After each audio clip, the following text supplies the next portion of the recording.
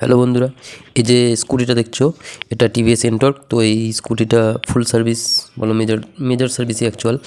কারণ গাড়িটার পুরো টোটাল ঝেড়ে কাজ হবে, যেখানে যা কিছু আছে প্রবলেম টোটাল সব কিছুর কাজ হবে। তো চলো কাজটা চালু করা যাক। আমরা প্রতিটা সার্ভিস কাজ করার আগে কিন্তু গাড়িটা ভালো করে ধুয়ে নিই, তবে কিন্তু সার্ভিস কাজ চালু করা হয়। তো সেই রকমই প্রতিটা গাড়ির মতনই গাড়িটা ধুয়ে নেওয়া হয়েছে, এবার সার্ভিস কাজ চালু করা যাবে। তো চলো, রনি বাইক রিপেয়ারে তোমাদের সবাইকে স্বাগত। আর আমার চ্যানেলে যারা নতুন হয়ে রয়েছো, চ্যানেলটা অবশ্যই সাবস্ক্রাইব করে দিও। ভিডিওটা ভালো লাগলে একটা লাইক করো, কমেন্ট করো, শেয়ার করো। তো চলো, অনেক তো কথা বলা হলো, এইবারে ভিডিওটা কাজটা চালু করা যাক। তো চলো কাজটা চালু করি।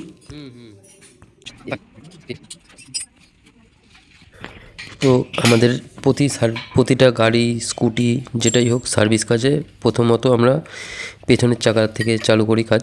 প্রতিটা সার্ভিসই দেখেছো যারা আমার ভিডিও কন্টিনিউ দেখো। তো চলো সেই প্রতিটা গাড়ির মতনই আজকেও পেছনের চাকা দিয়ে চালু করছি। পেছনের চাকাটা খুলে নেব। খুলে নেওয়ার পর পেছনের যে বিয়ারিং থাকে, বিয়ারিং থেকে শুরু করে এর যে brake shoe, brake table, total সব কিছু চেক আপ হবে। তো চলো চাকাটা খুলে নেওয়া যাক। খুলে নেওয়ার পর সব কিছু পরিষ্কার করে তবে কিন্তু চাকা ফিটিং করা হবে। এই যে ব্রেক শুটা দেখছো, ব্রেক শুটা কিন্তু কার্বন পরে রয়েছে। যে চাকার মধ্যেও দেখছো কত নোংরা রয়েছে। তো ব্রেক শু আর ব্রেক ড্রাম দুটোকেই কিন্তু ভালো করে জল দিয়ে ওয়াশ করে তবে ফিটিং করব। তার আগে আমি যে ব্রেক যে প্লেটটা রয়েছে, প্লেটটা কিন্তু আমি ভালো করে কেরোসিন দিয়ে ওয়াশ করে নিয়েছি, তবেই কিন্তু আমি বিয়ারিংটা গ্রিজ করে লাগাচ্ছি। কারণ তোমাদের সব কিছু টোটাল ডিটেলস দেখাতে গেলে ভিডিওটা অনেকটাই বড় হয়ে যাবে। তো তার জন্য যেই মেন কাজগুলো, ওই মেন কাজগুলোই আজকের এই ভিডিওটাতে তুলে ধরেছি। তো চলো, আমি তো ব্রেক প্লেটটা ওয়াশ করে নিয়েছি। তারপরে যে ব্রেক শুটা আছে, ব্রেক শুটাও কিন্তু আমি জল দিয়ে ওয়াশ করে তবেই লাগাচ্ছি। ক্যামটা দেখতেই পারলে গ্রিজ করে নিয়েছি। চাকাটা শীষ কাগজ মেরে নেব, কারণ চাকাটাতে প্রচুর নোংরা ছিল। চাকাটা শীষ কাগজ মেরে নেওয়ার পর তবেই কিন্তু চাকাটা ফিটিং করছি।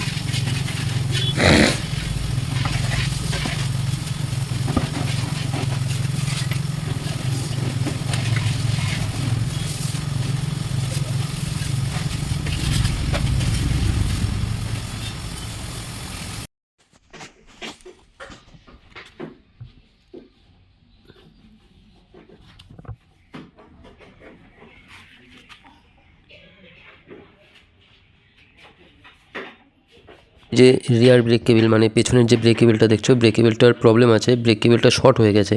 যে দেখতে পাচ্ছ ব্রেকটা যে খেলবে সেরকম কোনো পজিশানই নেই। ব্রেক কেবিলটা চেঞ্জ করতে হবে।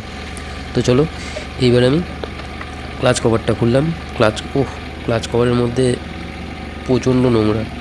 তো এই যে দেখতেই পাচ্ছ ধুলো অলরেডি এমনি বেরোচ্ছে। এতে যখন আমি ওয়াশ করব, হাওয়া মারব, তখনই দেখতে পারবে যে কত পরিমাণ ধুলো বেরোয় এর থেকে। তো দেখো চলো।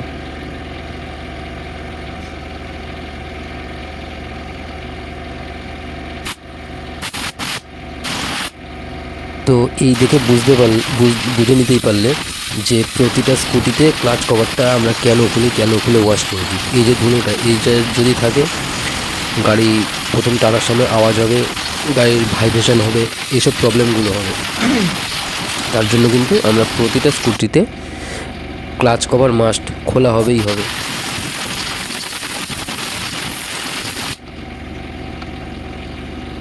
তো এই যে ক্লাচের মধ্যে যে বিয়ারিংটা দেখতে পাচ্ছ, ক্লাচ কভারের পুরো শুকিয়ে রয়েছে, এক ফোঁটাও গ্রিস নেই। তো এই বিয়ারিংটাকে আমি গ্রিস করে দেবো। এতে কী হবে, যে পেছন সাইডে গাড়ি নর্মাল অবস্থায় থাকলে একটা আওয়াজ আসে, সেই আওয়াজটা আসবে না। তো আমাদের এখানটায় বাইক হোক, স্কুটি হোক, প্রতিটা গাড়ি কিন্তু এইভাবে এক এক করে পাট করে কাজ করা হয় ধরে ধরে। তো বুঝতেই পারলে দেখে। এবার আমি ফিল্টারটা করবো, ফিল্টারের পজিশনটা দেখবো। যদি ফিল্টারটা খারাপ থাকে আমি চেঞ্জ করে দেবো। প্রচণ্ড ধুলো রয়েছে, একটু রোদে দিয়ে রাখবো। রোদে দিয়ে আগে হাওয়া মেরে ওয়াশ করবো, তবে কিন্তু আমি দেখে নেবো যে ফিল্টারটা ক্লিয়ার আছে। যদি ক্লিয়ার না থাকে তাহলে চেঞ্জ করে দেবো, আর যদি ক্লিয়ার থাকে তাহলে চালিয়ে দেবো।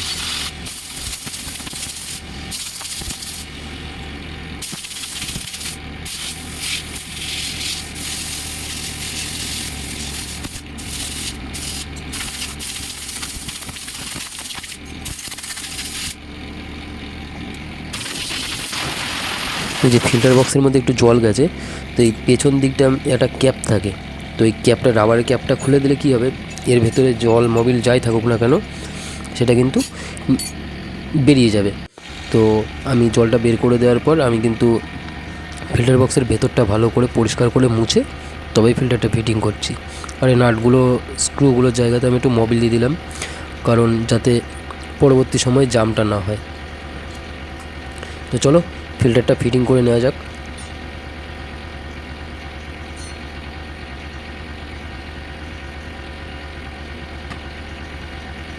তো এই অ্যাক্সেলারেটরটা খোলা হবে। অ্যাক্সেলারেটরটা খোলার পরে আমি তোমাদের দেখাতে পারবো যে অ্যাক্সেলারেটর যে থ্রোটলটা আছে এটা পুরো জং পড়ে রয়েছে। তো এটাকে আগে ভালো করে মুছে নিয়ে শীষ কাগজ মেরে তবে কিন্তু অ্যাক্সেলারেটর থ্রোটলটা মোবিল করব। এতে কী হবে, অ্যাক্সেলারেটরটা পুরো ইজি হয়ে যাবে।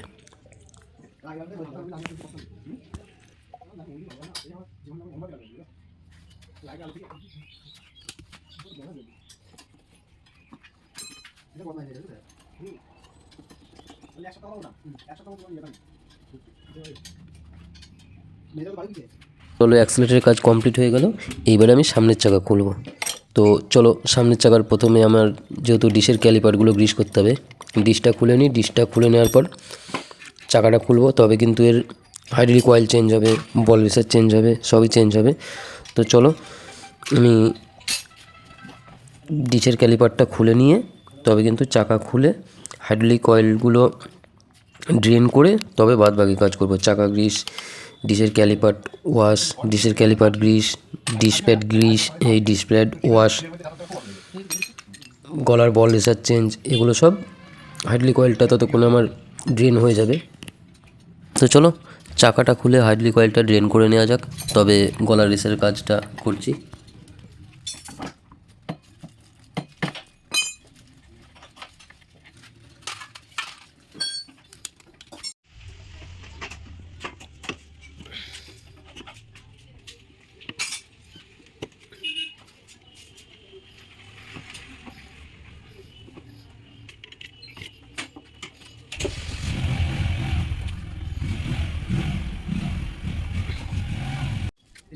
তো এই দেখো হাইড্রোলিক অয়েলের পজিশান, হাইড্রোলিক অয়েলটা পুরো খারাপ হয়ে গেছে, মানে বাজে গন্ধ বেরোচ্ছে, এতটাই খারাপ হয়ে গেছে।